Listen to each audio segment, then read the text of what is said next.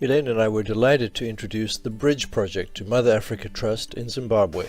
Mother Africa is a brainchild of the Amalinda Safari collection, so it was formed as a way to give back to the community. Some of the projects that we do include community and conservation work. We support a number of schools. We also run a Mother Africa academic scholarship. Lucky, what would you say would be the way that guests coming to the Amalinda collection can help Mother Africa Trust the most? Safari tailored volunteering, mixing and mingling with the local people, at the same time making a positive impact. Actually recently, in partnership with CAPE and US Fellowship, Children's Fellowship, we introduced a digital library, which is something that is greatly appreciated by this community. Lucky is referring to the Bridge project, which you'll hear more about right here. I'd like to welcome everyone. We are here with the team from the Ministry of Primary and Secondary Education. They are responsible for the programs that are running in 111 schools. How many of them have internet connection? Maybe not many. How many children do the schools serve? They've never been given that access to computers. We are bringing the project called named Bridge Project. So the bridge is like there's a gap. It's either it's an urban rural divide. We are trying to bridge that gap.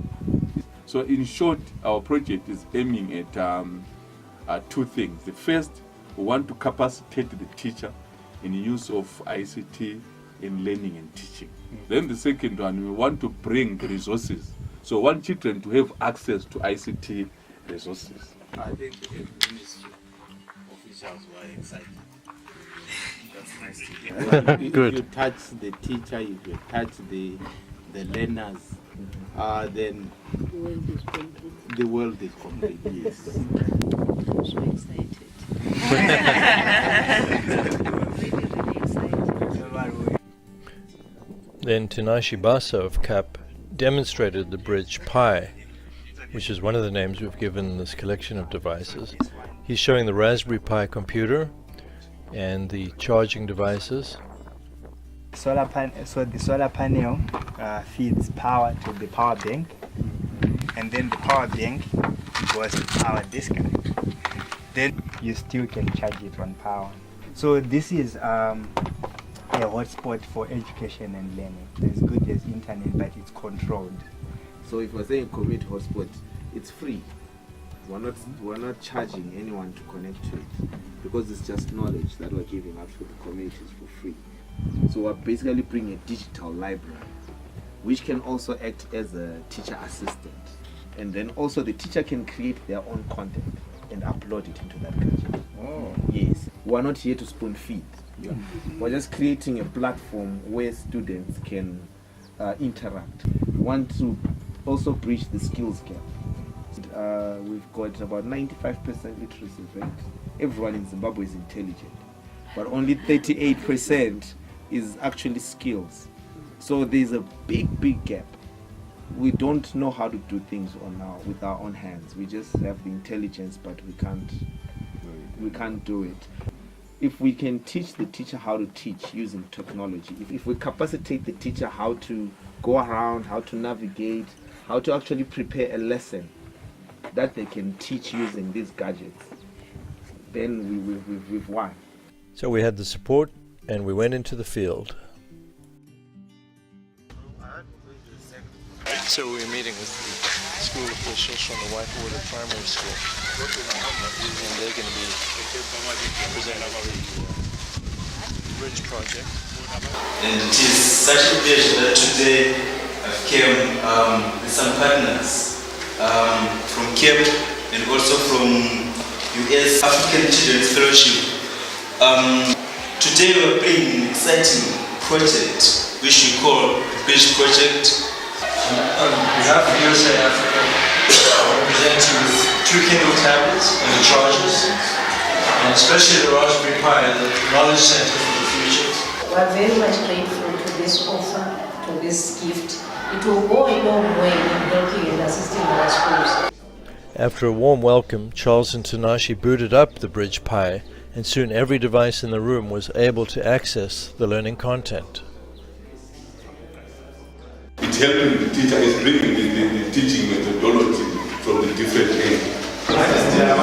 After having trained the teachers in how to use the bridge pie, it was time to bring in the pupils, and they were just enchanted by what they saw. Many of these kids had never used a computer before.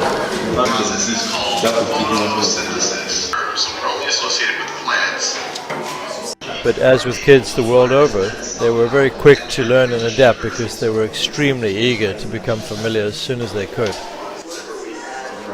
Here they're listening to a lesson on photosynthesis with accompanying illustrations. They were fascinated. Here's a teacher of younger children who had really never used a computer before, using the learning management system of the Bridge Pi to be able to find a lesson for these younger kids to help facilitate counting. They just loved the illustration and the music that helped make it so much easier to learn. They jumped right into the content from Wikipedia and from Khan Academy and just couldn't get enough. I think this thing came at the right time. It's as if they were actually waiting for it. They feel like they're now empowered with something that they can actually use to download that curriculum to the students. For me, the most magical moment was when the children and the teachers on the primary side were interacting with the counting program. And they were so engaged, and it was easy, so they could get it. To see those kids light up and the teachers being so enthusiastic about showing them, that was, for me, the magic moment. Well, I think the best thing that we can do is to maybe come up with follow-up programs for that, so that we do workshops, maybe with teachers at one point, and we do workshop with students as well, so that we teach them how to operate on their own. Or we identify, they identified about 2 teachers that were really techno-savvy, that we can actually groom, and then they can be trainers of trainers. We should have a clear plan on how to mainstream what we are bringing into the competence-based curriculum.